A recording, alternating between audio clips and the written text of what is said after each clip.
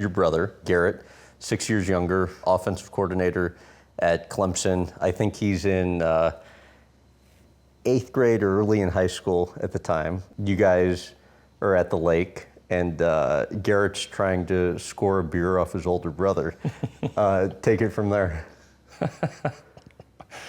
I never thought I'd talk about this one on camera. So me being the big brother, said, well, if you want a beer, you're gonna have to earn it. And so he said, what? And I said, well, you guys gotta take all your clothes off, jump in the lake, just see if they do it. You know, they're in eighth grade. They'll probably do anything for a beer at that point. And so they do it. We toss them a couple of beers, and I think I decided to. I think I moved the boat a little bit, decided to take off, kind of left them there for a few minutes. And Caitlin stepped in and saved the day for them. Because they had no clothes.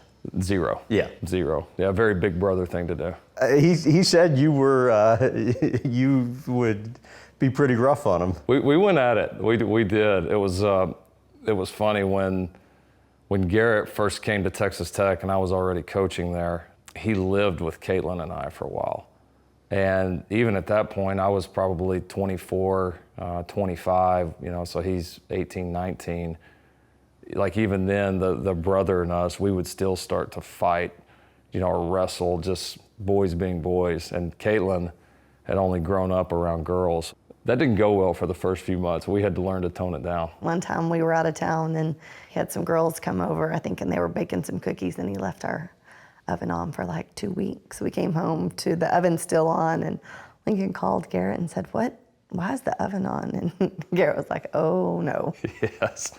Yeah, there was the movie around that time, You, Me, and Dupree, with Owen Wilson. And so we nicknamed him Dupree because what disaster can he cause next? In what ways are you guys competitive with each other? Not much in football. I think there's just a different line there because it's our life and our profession, our livelihood. And has it always been that way? Pretty much. I mean, we would talk smack back and forth about each other as players, but once we've gotten in the coaching world, never really. It's probably been more supportive. Like anything else, golf, who's better looking, just anything. So who's better at golf and who's better looking? Well, he knows the truth. He knows the truth. Okay, on a serious note though, I heard it's kind of conscious decision on your end to not have had him on your staff because of the potential change in family dynamic that could create. Explain that. Yeah, I learned very early on, I don't, as much as you can, I don't like mixing family and business. When I started thinking about really being a head coach and some of the difficult decisions at times you have to make, I didn't want having family members to cloud my judgment on doing what was best for my job. And it's a tough line to follow. It really is. And so, and I think for him, him carving his own path, right? And a lot of people I think assumed when he was younger that he was getting some of these opportunities just because he had a brother in the business, and he's obviously proven that he's way, way more than that. Lincoln has really made a point to just encourage and help Garrett, but never do something for him. Everything Garrett has done on his own has been his own, and Lincoln's just supported him. And certainly then makes all the success he's having all the more satisfying.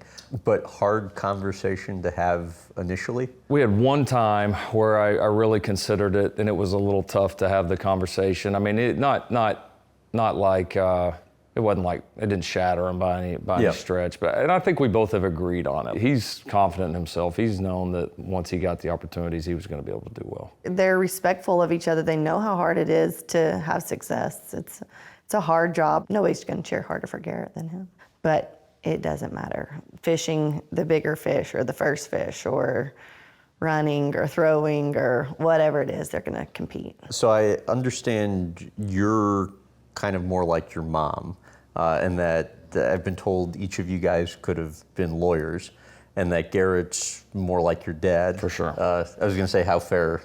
100%. Yeah, my dad and Garrett probably more easygoing. Me and my mom are the opposite. We're probably a little more type A, plan things out. Drives us crazy when my brother or my dad won't make a decision on something. What do you think you learned from your mom, and what do you think you learned from your dad? My mom is fiercely loyal, and she's not afraid to do what needs to be done in any situation, and I've always respected that about her. My dad is just brutally honest, always has been, treating people the right way, probably the more compassionate side, kind of the interpersonal relationships that you have and valuing them, appreciating what you have. So yeah, probably more the sentimental side with him. West Texas ladies are tough. I understand you guys were far and away more scared of Mama Riley than Dad Riley. By a mile. How so?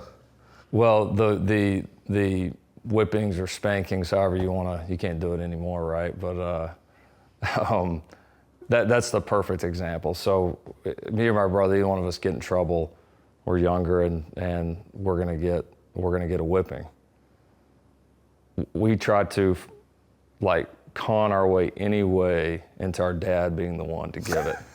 Because we had a deal literally, if he would give us a whipping, we would act like we were crying and hurting, and the second he walked out of the room, we'd bust out laughing. But we had to hold it to make him think. Now my mom, we didn't have to pretend if we were crying. She was, yeah, hers had a little different force behind them, we'll put it that way.